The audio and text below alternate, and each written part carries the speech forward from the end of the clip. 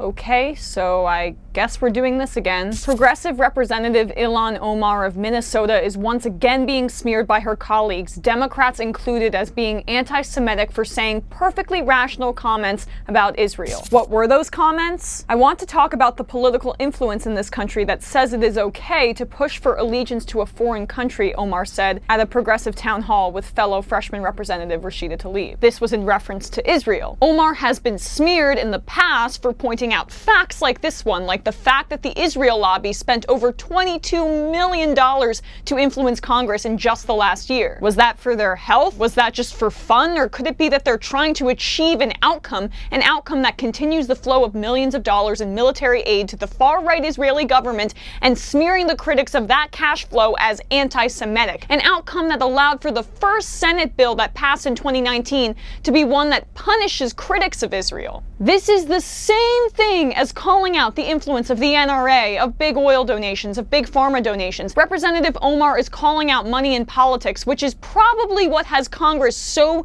shook, because Democrats receive a ton of that pro-Israel money. In fact, they're so shook that they're stabbing Representative Omar in the back, and Nancy Pelosi is leading the charge. House Democrats are again considering a vote on a new resolution condemning anti-Semitism in response to recent comments by Representative Ilhan Omar of Minnesota that senior members of the party and Jewish groups say play on anti-Semitic tropes. A House Democratic leadership aide said the vote could come as early as Wednesday to condemn her. And yet they are silent when Republican Representative Jim Jordan tweeted this to Representative Jerry Nadler, who is Jewish. Nadler jumps to Tom Steyer's conclusion, replacing the S with a $sign. Steyer, a donor, is Jewish. No, that's actual anti-Semitism, and Democrats aren't going to go after Republican Jim Jordan for his clear anti-Semitism. They're going after Democrat Ilhan Omar, disingenuously under the guise of caring about anti-Semitism, because she's actually trying to change U.S. policy towards Israel.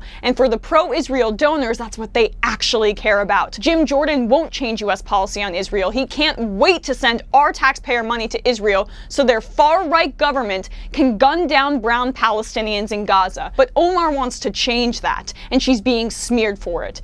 It's despicable. It makes my blood boil. Thankfully, Representative Ocasio-Cortez came to her defense here. One of the things that is hurtful about the extent to which reprimand is sought of Ilhan is that no one seeks this level of reprimand when members make statements about Latinx and other communities. During the shutdown, a GOP member yelled, "Go back to Puerto Rico" on the floor, Ocasio-Cortez tweeted. Where are the resolutions against homophobic statements, for anti-blackness, for xenophobia, for a member saying he'll send Obama home to Kenya? Look, exactly right. And this reminds me, by the way, when Politico came out with that piece about how Democrats were, quote, exasperated with Ocasio-Cortez, didn't I hear this? I'm sure Ms. Cortez means well, but there's almost an outstanding rule. Don't attack your own people, said Representative Emanuel Cleaver. We just don't need sniping in our Democratic caucus. Except when attacking your own is in the interest of your donors. Defending Israel and the apartheid state that this far-right government has created, I am not against Israel, just Netanyahu and his cronies, is infinitely more important